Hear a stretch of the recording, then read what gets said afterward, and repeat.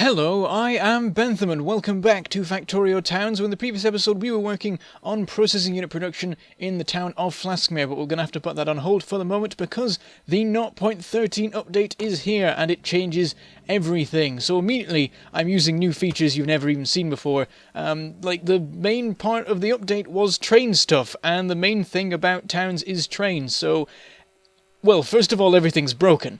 And so I'm going to have to spend the episode making sure that everything works and fixing everything that doesn't. So I've gone over to Frackham, where the first problem has emerged, and it comes from the fact that the trains have increased in length when on vertical tracks.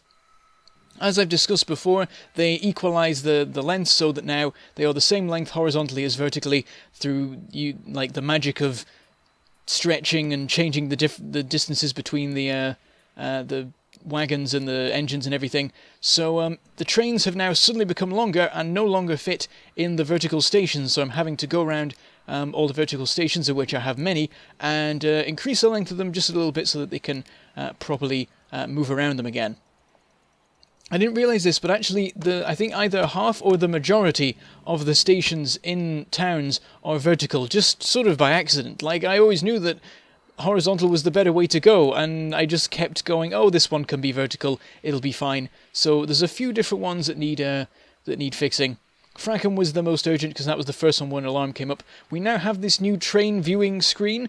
There's a whole bank of buttons up in the top corner now for various different things. Some of them we've seen before, like the production menu that we barely ever use. I'm going to probably be using that more now that I remember that it exists.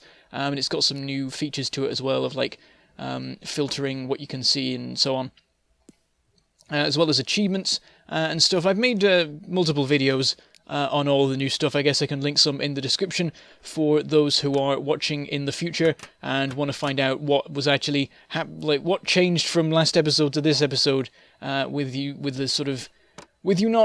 being in the distant future in like update 0.15 or whatever and going, I don't know what is actually different, this looks normal to me. But anyway, yes, I'm a little bit excited about all the cool new stuff, and all the running around having fun with trains. So we've got this new train menu. It shows you all the trains that are, I was going to say that are active, but it just shows you all the trains you have in your network, which means I can now find out how many I have. I didn't know how many I had in Towns or Railworld or any of my other save files. Now I can look in that and just do a quick count and know. So there are 6 trains operating in Towns. It's going to make it a lot easier to manage what goes where. I can look at trains that are redundant because other ones like do the same path and stuff like that. It's going to make organising it a lot easier because the plan was to do it on paper. So far things haven't got too complicated with Towns, but slowly we're gaining more of them, and eventually we're going to get like new stages of production, like having mining and smelting in separate places and so on. So it's going to get more and more complicated. And yeah, the intention was to just do it on paper, like just run through what every town needed and produced, and then work out like routes that would make sense. Now that I have this, I probably don't really need to do it anymore. I could just look at the actual train viewer and just see what's going where and what can be sort of improved, which is fantastic. Is just a bunch of ease of use things that you can see. We've got the new indicators for signals and stations. You can now see where you're allowed to put them, which is like massively helpful in corners and things like that, where you're not sure if something will actually work properly. You can see exactly where you can put any signals from the start, and also when you have your signal moused over a particular location, it shows you where the train would be if it queued up at that signal. It's brilliant. So I'm like moving everything along here. We've gone up to Ironwood now. I've got Frackham sorted, and the next on the list was the Ironwood train, which had started complaining. Basically, the reason it's not working is that in any case where a train has to pull into a vertical station and then leave by the way it came, it can't quite fit because it can't get all the way beyond the junction now that it's longer. So we just have to move the junction down or move the station up to make it so the train has room to reverse properly. Though I confuse myself a bit with how to set it up, because I think I sort of get wrong exactly where I need to put the junction. So some of these stations I extend by 2, some by 3. In the end it all works out. All the trains seem to be operating normally, and there seems to be enough room for all of them. Really, I should have just made them longer to start with or something, rather than having them the exact minimum length they needed to be, but then I didn't want to take up too much space and stuff like that. Anyway, with this one I have a bit of trouble because it turns out I can't extend it as long as it needs to be unless I overlap a bunch of iron ore and stop myself from being able to mine it. So I end up going back to the front again and extending it forward a little bit more. So yeah, it's like the train menu has made this whole thing easier as well, because it's telling me what trains are jammed and where exactly I need to go to sort of fix things more urgently. So it comes up as red if a station name comes up as red if the train trying to get to it is struggling and has a no path error for whatever reason. And you can also remotely manage all your trains. You can give them their timetables without actually being where they are, which is fantastic. It means you can call in trains if you need picking up from somewhere. And like now, I wish I had put a third rail in the middle of the tracks to have like service trains going along, because it makes it so much more convenient to use them. So yeah, it now means that I can manage and rearrange the system without him being where the trains are. Because another thing was, as well as working out on paper what the trains will be doing, I would also have to park them all in a massive train yard, and then go through them one by one, empty out their inventories and stuff like that, and work out, just repurpose them and everything.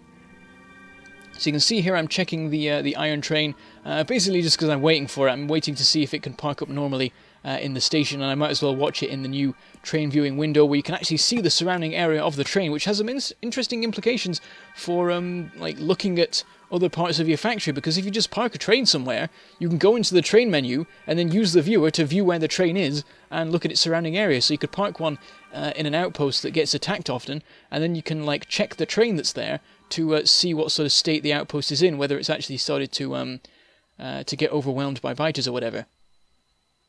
Now I've hopped back to Frackham because I wanted to check again exactly how things were working, because I didn't check whether all the trains were properly lined up for it, because with all the lengths changing and everything, it means that the positioning of loading and unloading chests does need to be tweaked. So another thing I can do is I can look in the train viewer, I can search the name of a particular station and find out what trains park in that station. I sort of forget about that. It's funny, I'm using all these new features and forgetting other new features that make it even easier. So I'm using the train viewer and I'm just manually looking for trains that visit Frackham, when I could actually just search for Frackham. And I start doing that later, but then I remember you can actually click on the stations in Frackham and it will tell you what trains go to those stations. So there's multiple layers of just usefulness in the system now. It's brilliant.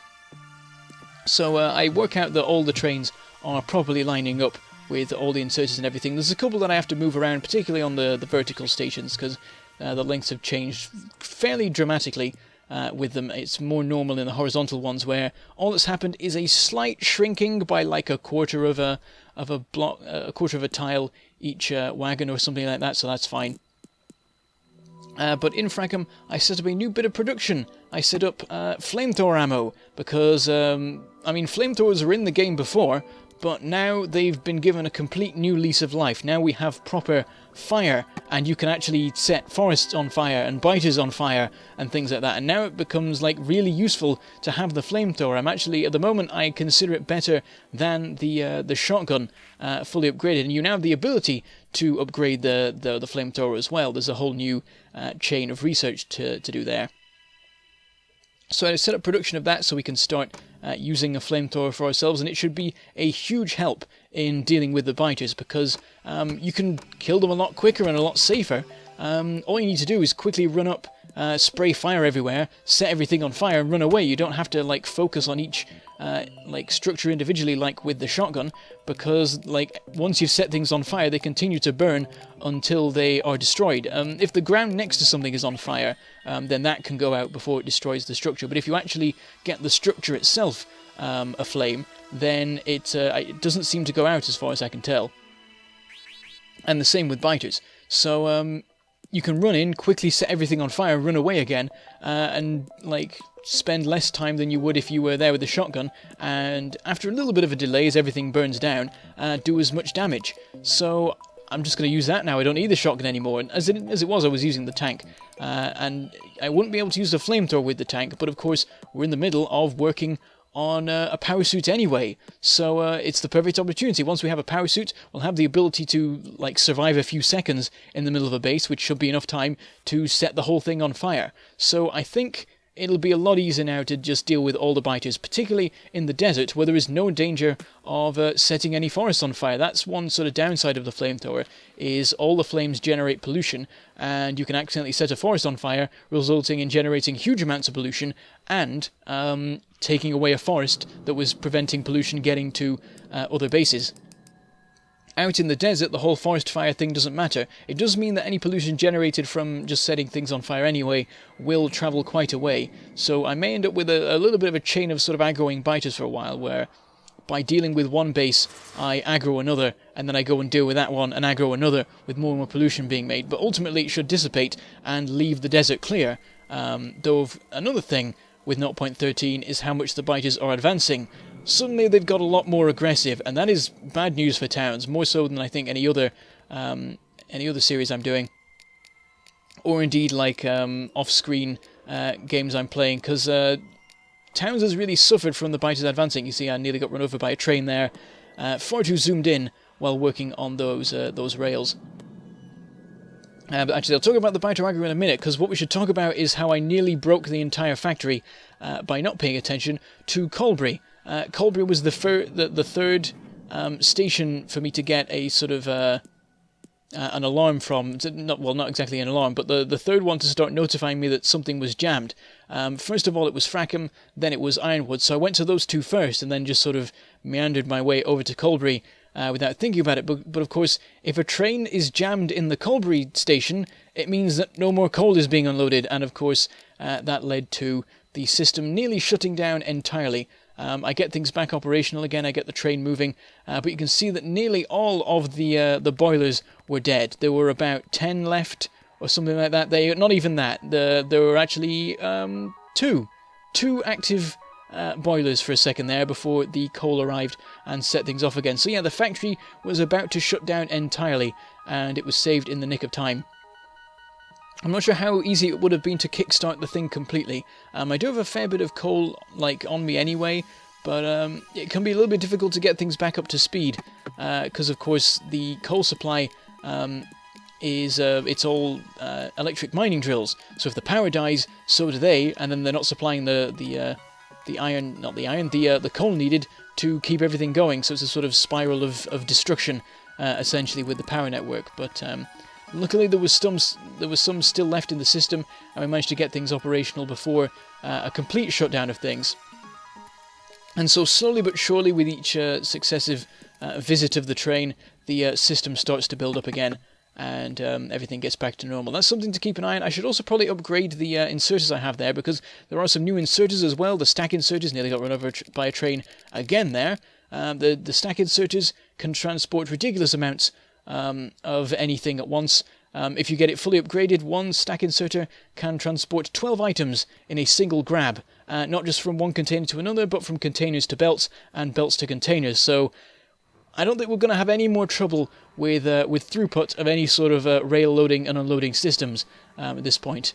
Also, the capacity of cargo wagons has increased, which I'm not so happy about, because it means there's less reason to have really long trains. It works out quite well for towns, because the way I've set up towns, it doesn't really support trains more than 2 cargo wagons long anyway. You'd have to have quite a bit of messing about to make that work properly. So it works out well here. It means that the trains have more capacity, but it means there's less reason to have longer trains in like Rail World and stuff like that. The Mega Train now doesn't need to be as long as it is, which is a shame, because I wanted reason for it to be bigger. But yes, anyway.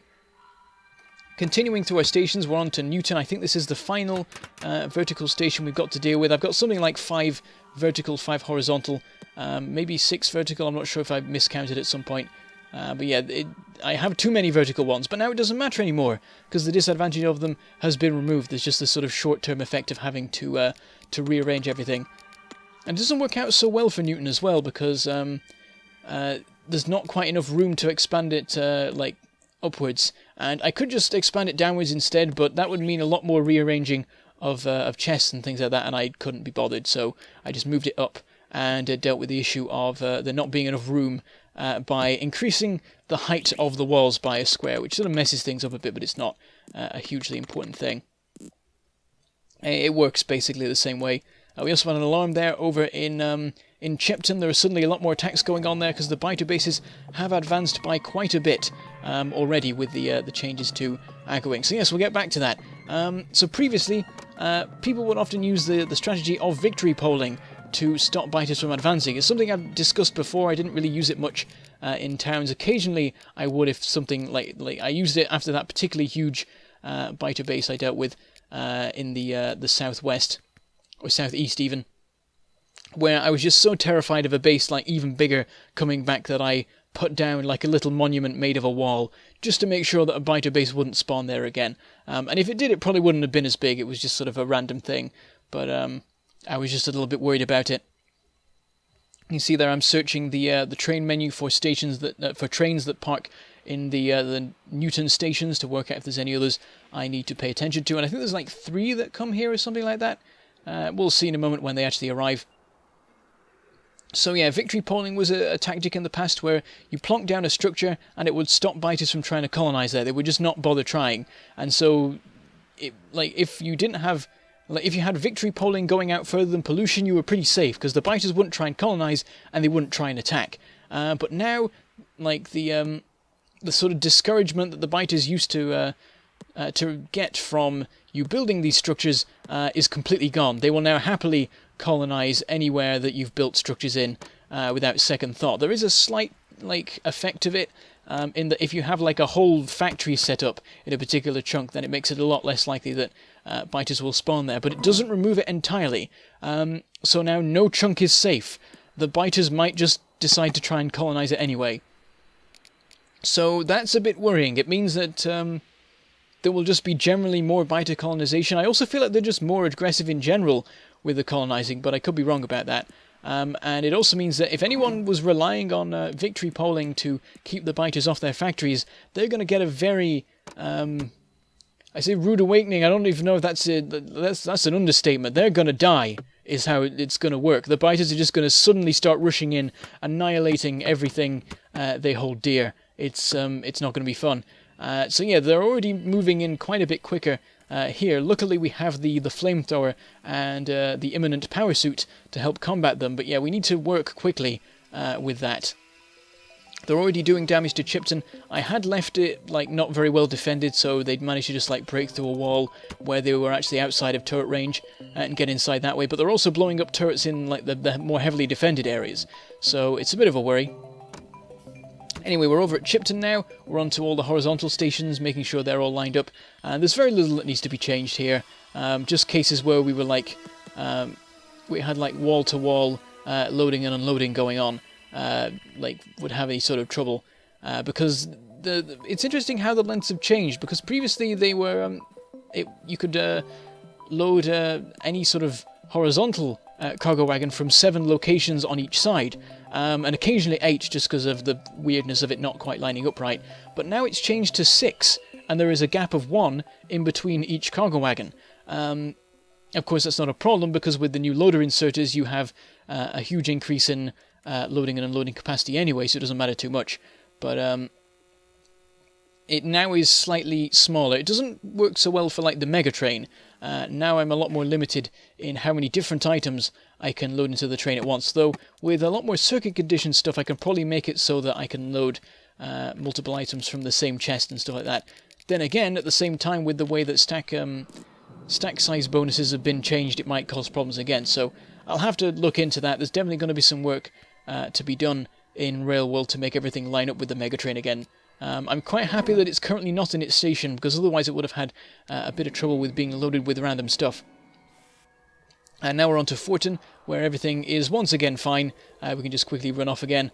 I also checked Redport, and that was fine too. And I've remembered halfway through that all I need to do is mouse over the station, and it will tell me where the train will be. I don't even have to wait for the train to actually turn up. I can just look at where any train would park, and no, so I'm still discovering, I'm forgetting and then remembering a bunch of other ease of use features that have been added that sort of cancel each other out almost. It's brilliant.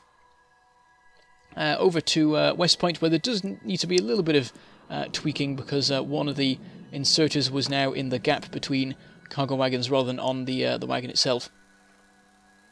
But yeah, I think that is all of them done, apart from, funnily enough, Flaskmere, where we started the episode. So we'll make our way back over there, having to weave around a lot of bases that are springing up in this area.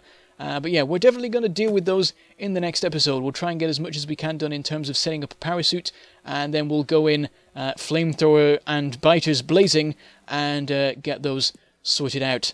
Nice and quick, hopefully. Get the wall in place, and then hopefully we should be fine. I don't know how long it will take. It might be more than an episode to actually get them all dealt with.